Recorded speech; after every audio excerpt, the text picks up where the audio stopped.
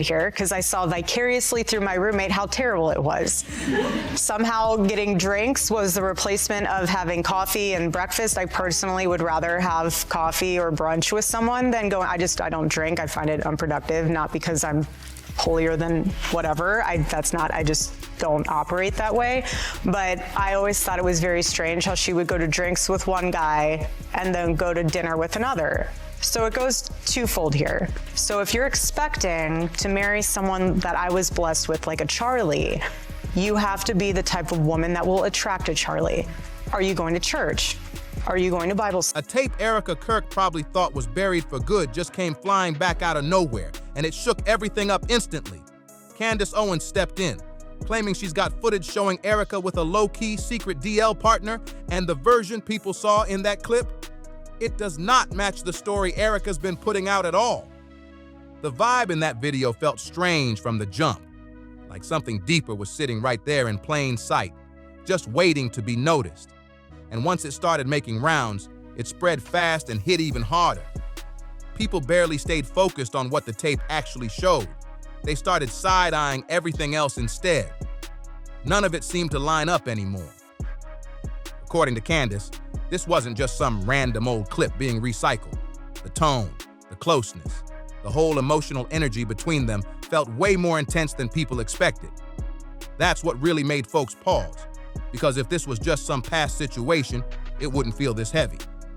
But this felt layered, like there's a whole story still being kept under wraps. What makes it even crazier is how this whole situation was kept completely out of sight, like it was never meant to surface at all, a connection that didn't fit the image Erika later built, and even wilder, it was never publicly acknowledged. Candace leaned hard into that point too, making it clear this isn't just about someone's private life, it's about what's being left unsaid. This whole thing really comes down to consistency. Influx of emails because Baron Coleman had a bit of a viral episode regarding a seemingly weird relationship that Erika had with a then 15-year-old girl named Jillian.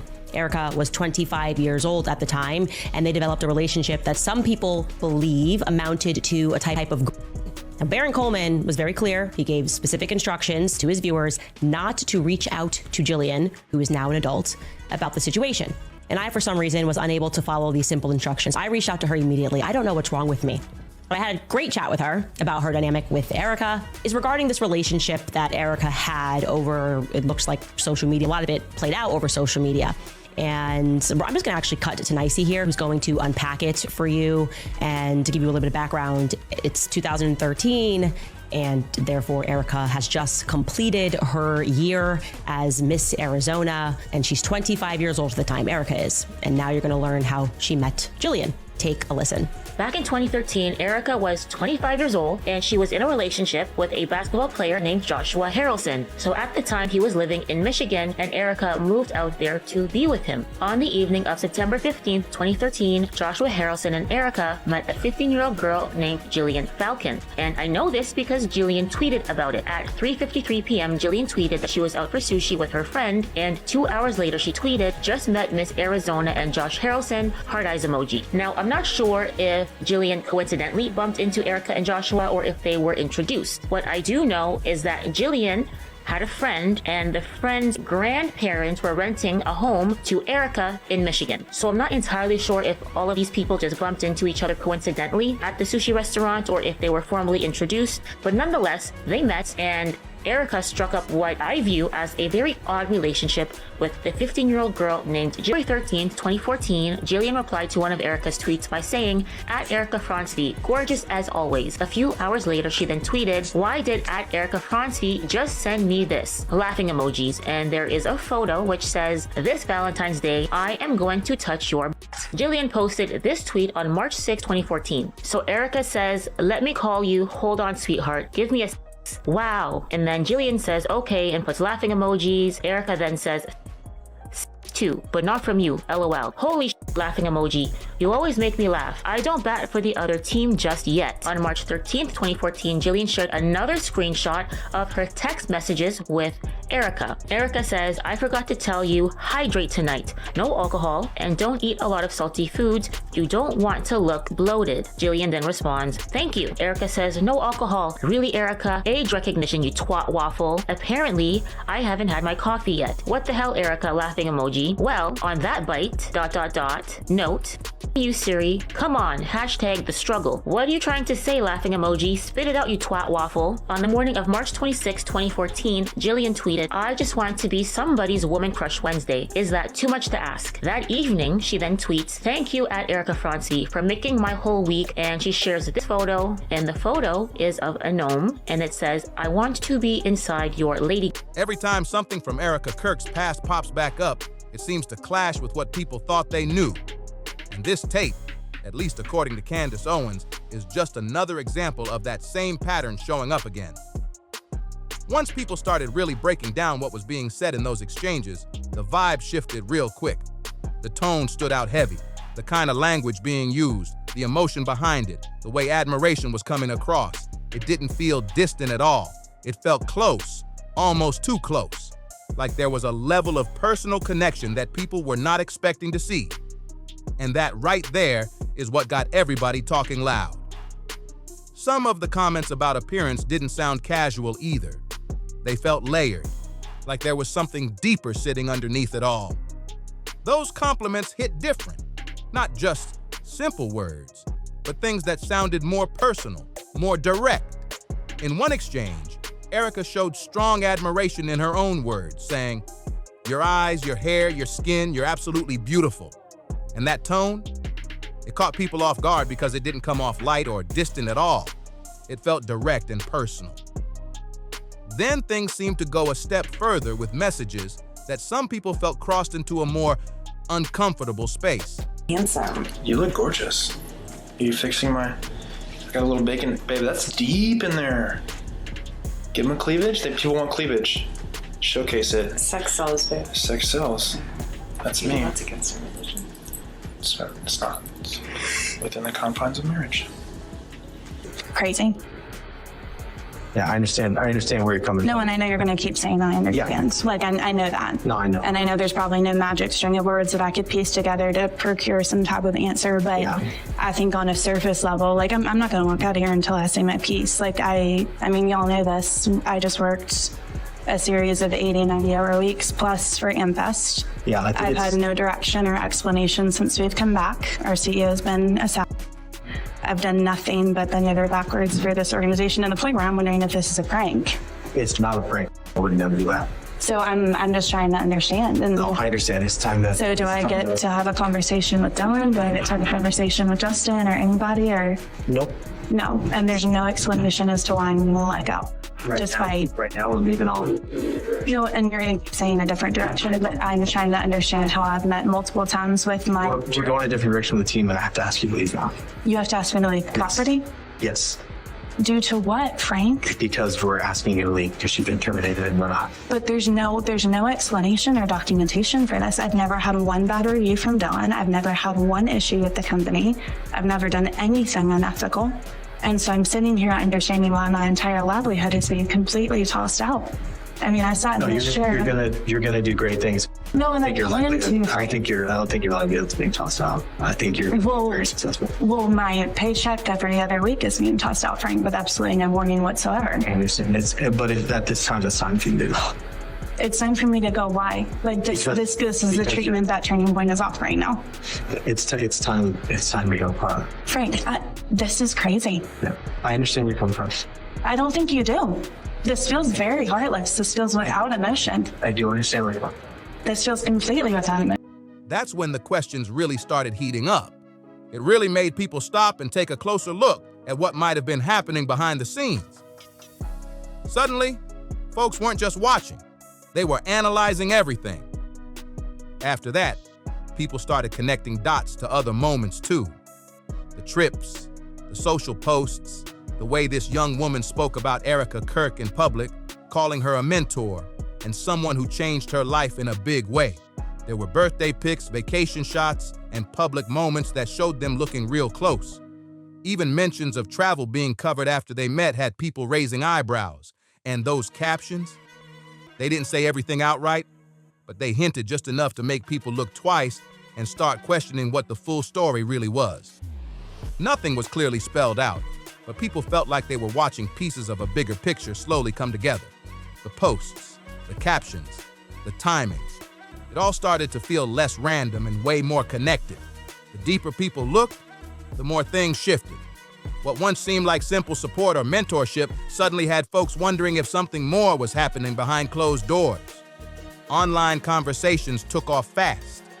People started pointing out how certain moments felt completely different when seen through this new lens. The energy between them, the way things were said publicly versus what was allegedly shown privately, it created a gap that people couldn't ignore.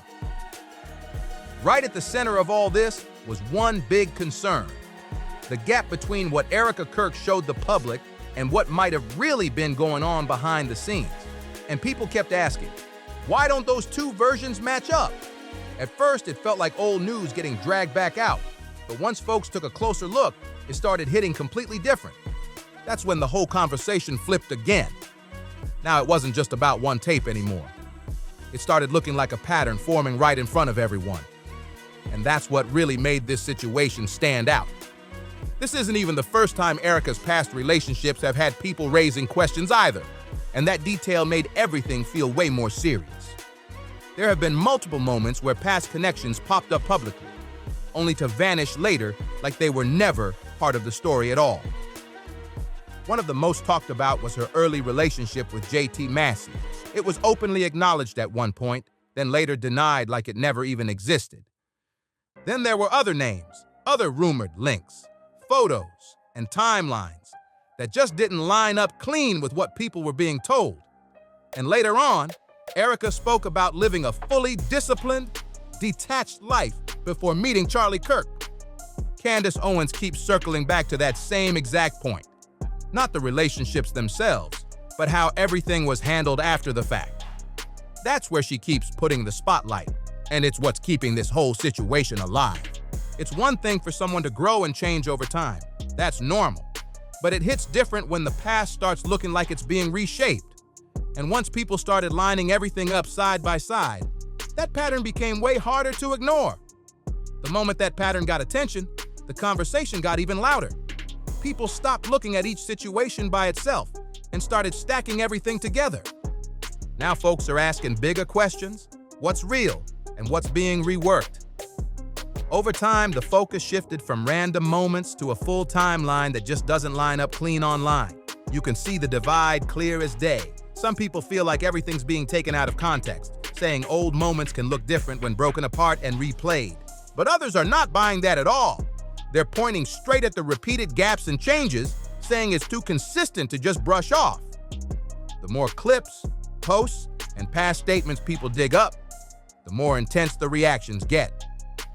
Right in the middle of all this, Candace keeps pushing the same argument, that this isn't about judging anyone's past, but about the difference between what's said publicly and what seems to show up privately. And as more people start comparing those two sides, the pressure for clear answers just keeps building. Every time something from Erika Kirk's past resurfaces, it creates another contradiction. And now, with this latest tape, that tension feels even sharper. Why was it never part of the story in the first place? And why does every new detail feel like it belongs to a version of Erika Kirk that the public was never supposed to see? Those are the questions people keep throwing out there. And Candace Owens didn't stop at just the tape either. She zoomed all the way out and tied it into something way bigger. She pointed to how quickly Erika stepped into a leadership role within Turning Point USA after Charlie Kirk's passing. And then there was the situation with a staff member being let go. The timing, the visibility, and how fast everything seemed to move had people paying close attention. From the jump, Erika came out strong in public spaces, speaking confidently and looking fully in control of the narrative. To some, that looked like straight-up leadership, no doubt. But to others, it felt a little too smooth, like she was already ready for it. And that raised even more questions. When you line that up with everything else, the resurfaced connections, the shifting timelines, and pieces of her past showing up out of nowhere, it starts to feel less random to a lot of people. The same themes keep popping up. And that's exactly what's got people watching so closely. Once folks started noticing that pattern repeating, it stopped feeling like random, one-off situations and started looking like a full cycle playing out again and again. The deeper people looked, the more it seemed like every phase of Erika Kirk's life came with a completely different version of the story. That's what kept the conversation going strong online. Some people argued this is just what growth looks like. People change, evolve, and step into new spaces all the time. But others weren't convinced at all. They were saying this didn't feel like natural change. It felt like certain pieces were being left out or reshaped depending on the moment. That split in opinions only made everything more intense. Both sides stood firm on what they believed was really going on. At the same time, all eyes stayed locked on how these situations were being addressed, or not addressed at all. Because for a lot of people watching, it wasn't just about what happened back then. It was about how those moments are being explained right now. And as more details kept popping up, the pressure to clear things up just kept getting louder. And Candace Owens is making sure none of these moments just fade away or get brushed to the side. She's not backing off at all. If anything, she's doubling down even harder. She's making it clear that from her perspective, this isn't just random noise people can ignore. She believes this is something folks should really be paying attention to. Because when the same patterns keep popping up again and again, it stops looking accidental real fast. It starts to feel intentional. That's exactly what she's been saying. According to her, this tape isn't just some private moment caught on camera. It's a piece of a much bigger puzzle that doesn't fully come together the way it's been presented to the public. And now, people are looking at everything differently. Not just the tape, but all the surrounding details too. The past connections, the timelines that seem to shift, and the public image that doesn't always match what keeps showing up behind the scenes. That contrast is what's got people questioning more than ever. The online community has been loud about it too. One critic even claimed she denied certain things before, while pointing to messages and posts that suggest otherwise. Another person said, "You can also go see Erika's comments under the girl's Instagram post." And someone else added, "I love you for calling people out when they lie, and it's amazing." All of these reactions just keep pouring more energy into an already heated situation. Every new comment, every resurfaced post, it all pushes this deeper into the spotlight. The mix of opinions, clips, and screenshots just kept circulating non-stop. Every new post seemed to stack another layer onto a story people were already trying to piece together. Some users were fully backing Candace Owens, saying she was asking questions nobody else wanted to touch. Others pushed back hard, arguing that a lot of this was speculation and that pieces were being pulled apart without full context. That back and forth created a tense online atmosphere where every little detail was getting picked apart in real time. What really stood out was how fast narratives were forming on both sides.